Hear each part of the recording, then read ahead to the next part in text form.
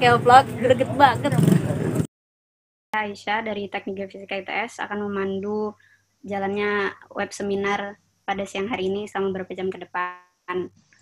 Untuk memulai web seminar ini, alangkah baiknya kita mulai dengan berdoa menurut agama dan kepercayaan masing-masing agar web seminar ini berjalan dengan lancar ke depannya dan juga memberikan kebermanfaatan. Ya, berdoa menurut kepercayaan dan agama masing-masing, dipersilahkan. Ada kata cukup untuk berdoa. Langsung saja selanjutnya saya akan membacakan tata tertib untuk web seminar kita pada siang hari ini sebelum masuk ke inti acara. Yang pertama yaitu audio atau speaker dari peserta diset untuk di-mute selama web seminar berlangsung dari mulai hingga selesai. Kemudian aturan yang kedua, peserta diberikan kesempatan bertanya pada saat diskusi nanti setelah semua materi selesai. Peserta bisa bertanya dengan mengklik tombol raise hand yang ada di menu bisa dilihat di menu participants. Ada tombol raise hand. Peserta juga bisa bertanya melalui chat room di Zoom ataupun di live streaming YouTube. Kemudian moderator akan mengunmute peserta yang akan bertanya. Kemudian setelah selesai diskusi atau tanya jawab dari peserta yang bertanya, akan di-mute kembali. Kemudian peraturan terakhir, peserta tidak dapat men-share screen atau merekam web seminar yang karena di akhir panitia akan memberikan materi dan PPT dan juga rekaman melalui email. Ya, langsung saja lanjut ke acara selanjutnya yaitu acara inti dari diskusi hari ini yaitu dengan tema update ekskavasi, eksplorasi geofisika, dan temuan teknologi peradaban situs Kumitir. Insya Allah akan dibawakan dengan 3 narasumber yang luar biasa. Sekaligus saya menyapa narasumber-narasumber. Yang pertama ada Pak Wicak dari BPCB Jawa Timur yang akan membawakan update ekskavasi dari situs Kumitir. Kemudian dilanjut dengan materi dari Pak Amin yang akan membawakan mengenai yang ketiga, Pak. Baik, berarti untuk yang kedua akan dibawakan oleh Pak Juan mengenai eksplorasi geofisika di situs Kumitir. Kemudian dilanjutkan oleh materi yang dibawakan oleh Pak Amin, yaitu mengenai teknologi sanitasi yang ditemukan di situs Kumitir, yaitu teknologi sanitasi dari zaman Majapahit. Sebelumnya, singkat pengantar untuk diskusi hari ini bagi para peserta yang belum atau kurang mengikuti dari update ekskavasi situs Kumitir. Jadi situs Kumitir ini merupakan situs yang berhasil ditemukan oleh BPCB yang berhasil diungkap, yang merupakan struktur batu bata kuno yang ditemukan di area persawahan di Kecamatan Kumitir di Mojokerto. Nah, situs Kumitir ini diperkirakan oleh para arkeologi merupakan kawasan atau bangunan pendarmaan yang dibuat oleh Mahisa Cempaka yang merupakan garis keturunan dari Ken Dedes dan Hayam Wuruk. Ya, kondisinya saat ini masih ada beberapa struktur yang tertimbun atau terkubur. Maka dari itu dengan hal ini Departemen Teknik Geofisika ITS ingin berkontribusi untuk memetakan dan membantu BPCB dalam perencanaan ekskavasi untuk memetakan struktur-struktur yang masih terkubur dan juga merekonstruksi ulang peristiwa geologi yang terjadi terutama di area situs. Ya, langsung saja kita undang pemateri yang pertama, Pak Wicak. Apakah sudah siap, Pak Wicak? Oke, sebentar saya.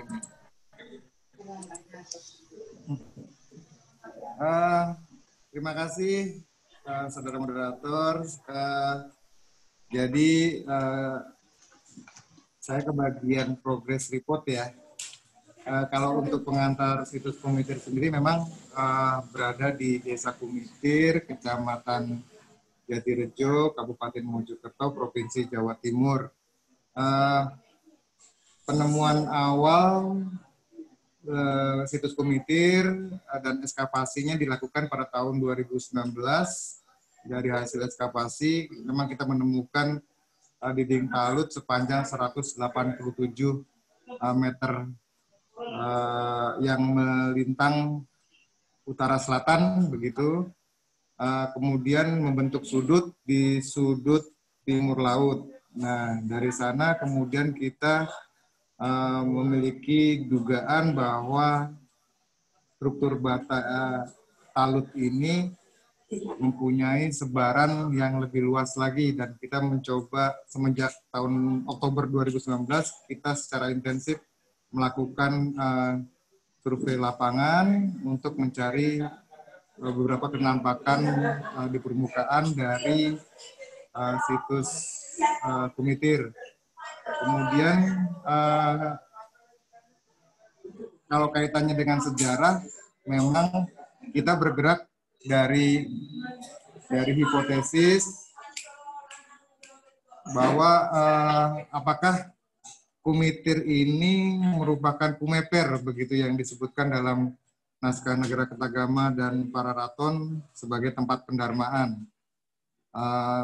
Tapi walaupun begitu, ini yang akan diuji melalui kegiatan ekskavasi ini. Kalau misalnya dia tempat pendarmaan, maka akan ditemukan bangunan candi, begitu gampangannya. Jadi kita ekskavasi ini berusaha dilakukan untuk menjawab pertanyaan itu. Kalau misalnya tidak menemukan bangunan candi, terus kemudian ada bangunan apa di sini? Dan merupakan bagian apa yang kemudian dikelilingi oleh talut seluas 6 hektar. Kita membuat hipotesis adanya bentangan talut dan kita uji pada bulan Juni melalui test pit di beberapa titik, dan ternyata hipotesis itu mengarah ke hal yang positif, benar seperti dugaan hasil ujinya itu benar, dan kemudian pada bulan Agustus ini kita mengadakan ekskavasi yang cukup besar di situs Kumitir. Jadi target untuk karena dari dana perencanaan kita dari Direktorat Pelindungan Kebudayaan terdampak COVID, maka kami menyesuaikan dari 100% perencanaan, dan untuk tahun ini kita menargetkan hanya 30% dari rencana awal di kawasan seluas 6 hektar itu.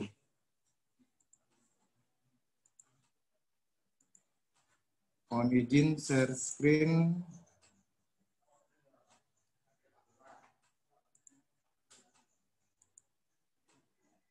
Kelihatan ya nggak? Oh iya, udah ya. Di progress report per 29 ya, hari ini kita 30% dari rencana dengan sasaran adanya 8 titik, 8 trans dan 3 sektor. Sektor A, B, dan C yang berada di tengah.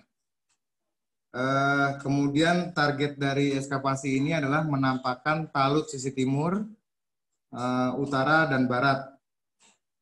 Sisi timur ini memang yang kita arahkan tahun 2021 dilakukan pembebasan lahan dulu, sisi timur, karena yang sudah nampak jelas. Sedangkan sisi utara dan sisi barat baru kita cari di bulan Agustus ini.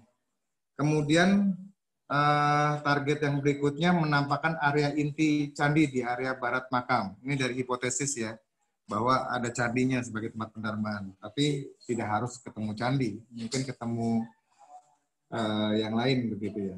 Kemudian pencukupan sementara, ini yang targetnya. Ini yang area yang kita coba bikin sebagai hipotesis, jalur-jalur ini yang kita hanya menggali sebagian dari hanya 30% dari 100% perencanaan awal yang kita buat, melikupi juga area-area tengah begitu ya. Rencananya area tengah kita adakan buka ekskavasi lubang uji begitu, tapi tahun ini kita tidak lakukan karena terkait dengan dana kompensasi waktu dan tenaga. Kemudian progress reportnya kita sudah membuka Trans 1A, Trans 2A, Trans 3A. Ada beberapa angka, saya cepat aja ya. Terus Trans 5 dan Trans 6. Cukup banyak kotak gali yang kita buka karena cukup banyak tenaga kerja dari masyarakat yang kita libatkan. Kita membuka sampai Trans 8. Ini dengan volume 1084 meter persegi atau 2186 meter kubik. Nah, ini di sektor A, B, C, D kita cukup banyak akhirnya membuka karena ada permasalahan di perizinan lahan terkait dengan kompensasi, masyarakat meminta menaikkan begitu harga kompensasi. Akhirnya kita mengarahkan volume ke sektor A, B, C, dan sebagian dikit D tahun ini. Sehingga volume sektor A, B, C, D agak cukup besar yang kita gali di tahun ini. Nah, ini situasi progres dari sektor A, B, C.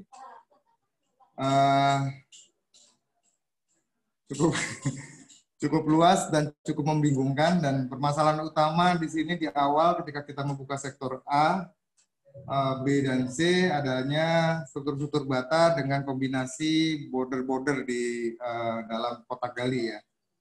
Dan kemudian saya teriak minta tolong ke Pak Amin kemudian ini. Ceritanya begitu. Untuk melihat ada apa sih sebenarnya yang terjadi pada area yang kita sebut sebagai area inti ya. Dalam ekskavasi ini saya tidak terburu-buru untuk mengangkat border itu karena saya ingin mengetahui apa yang terjadi di masa lalu dulu, tidak hanya sekedar struktur bata, tapi bagaimana border itu berada di sana, dan kalau misalnya ada bencana atau penimbunan, bagaimana proses penimbunan itu terjadi melalui dilihat dari kacamata geologi dan geodesi, konsentrasinya banyak di mana, mungkin bisa terbaca arah datangnya dari mana atau dan sebagainya. Ini memang kemudian kita melakukan kolaborasi dengan ITS, khususnya dari geodesi ITS. Ini yang situasi sektor A, B, C, tapi sebagian akhirnya saya melakukan pengejaran struktur melalui sisi samping ya. Akhirnya kita menemukan pinggiran-pinggiran dari bangunan itu. Saya mengejar dari sana dengan tetap membiarkan bagian tengah dalam posisi apa adanya dengan kombinasi border yang menumpang pada struktur bata. Terus terang ini saya bingung karena belum pernah dalam pengalaman saya dan mungkin juga sejauh yang saya tahu bahwa border itu menumpang pada struktur bata. Biasanya yang ada malah border itu sebagai penguat di bawah struktur bata, begitu. Sebagai penguat fondasi, dia harusnya di bawah struktur bata. Di beberapa struktur bata di Kumitir, kita juga menemukan adanya border di bawah struktur bata. Jadi itu masuk akal menurut saya, sesuai dengan sejauh yang saya tahu, sesuai dengan pengalaman saya, bahwa border itu memang untuk penguatan struktur. Tapi ketika border atau batu-batu ini berada di atas struktur, ini yang menurut saya meminjam istilah Pak Amin dan Mas Juan, anomali begitu ya. Nah, terus kemudian saya membiarkan itu apa adanya, tapi saya membuka beberapa titik, karena ya saya juga penasaran Pak Amin. Saya di beberapa kotak saya membuka border itu untuk membaca apa yang terjadi di bawah dari border itu di kotak sektor A. Terus kemudian kita mendapatkan satu bangunan besar di sektor A yang berbentuk persegi 4 dengan ada sudut yang mengarah ke barat begitu, secara garis besar persegi 4 begitu ya, mengarah ke barat. Dan ada struktur-struktur lain yang berada di sektor B, bagian bawah. Ini kursor saya kelihatan. Nah, ini sektor B yang nanti akan kita hubungkan dengan sektor A dan C. Jadi bangunan ini berada di sektor A, ini sektor A yang bersambung ke sektor C yang berada di sebelah timur. Nah, ini kita sudah mengetahui bentuknya, tapi ada struktur lain di sektor B yang di 10 hari terakhir ini kita akan mencoba mencari hubungan antara struktur-struktur itu dalam suatu kompleks bangunan. Apakah ini menjadi satu bangunan utuh atau dia bangunan terpisah begitu ya. Gampangannya seperti itu. Terus kemudian ini detail ya, sektor A, di mana konsentrasi border hampir berada di seluruh kotak galian di sektor A. Kemudian itu menunggu.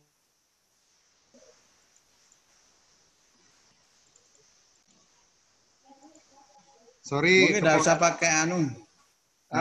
Sinyalnya jelek sekali di sini. Kedengeran suara saya, Pak Amin? Siap. Oke. Siap. Sinyalnya luar biasa, putus-putus. Untung ada laptop, jadi masih nyambung. Kemudian ini kondisi sisi timur, lalu sisi timur ini sektor C dulu ya tadi. Sektor C ini bagian belakang dari bangunan sektor A. Ada border juga di sana.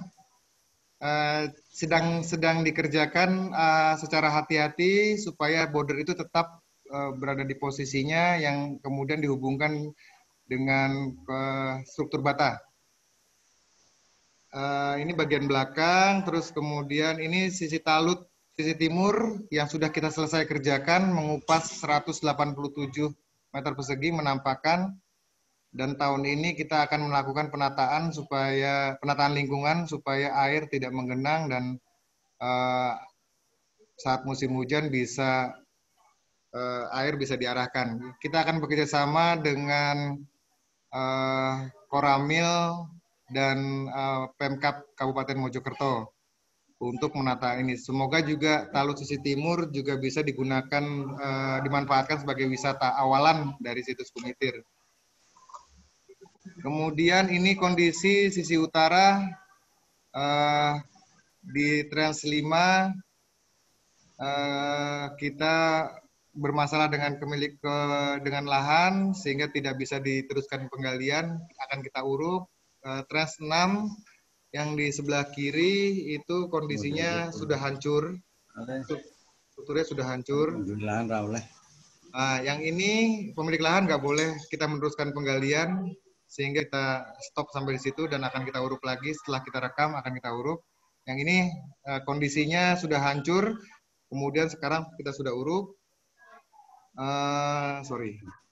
Terus sisi barat kita sudah menemukan sudut barat laut.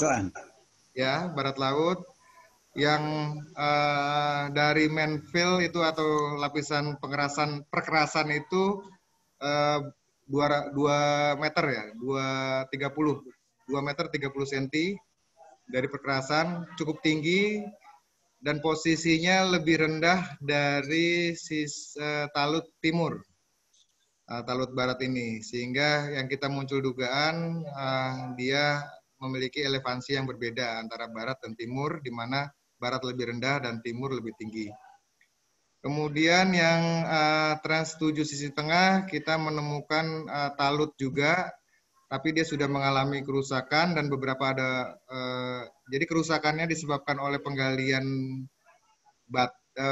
masyarakat mengambil bata itu, kemudian juga ada kerusakan yang disebabkan oleh nggak tahu batanya satu blok dinding itu rubuh.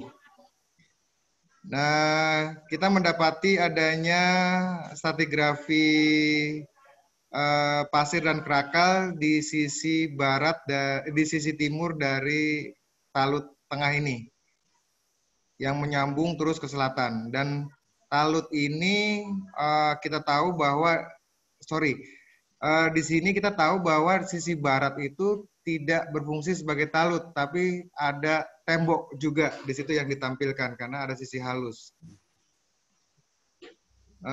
Kemudian ini yang kita, apakah ini gerbang yang menjadi teka-teki juga di Trans 8A. Ini kondisinya masih saya pelajari pola bangunannya, semoga segera kita menemukan pola bangunannya, apakah pintu gerbang dan bagaimana bentuk pintu gerbang ini dari bila kita rekonstruksi begitu ya. Terus pencarian terhadap sudut barat daya atau sisi pojok selatan di barat daya ini masih terus kita lakukan. Tadi mohon maaf, update foto yang terbaru belum difoto oleh teman-teman. Jadi yang ini masih pencarian ini sampai hari ini. Pokoknya harus nemu lah intinya yang sini. Sehingga bisa ketahuan berapa sih luas exactly-nya, tepatnya dari talut yang berbentuk persegi ini. Demikian Mbak Aisyah, progres dari ekskavasi situs Kumitir, waktu dan tempat kami kembalikan.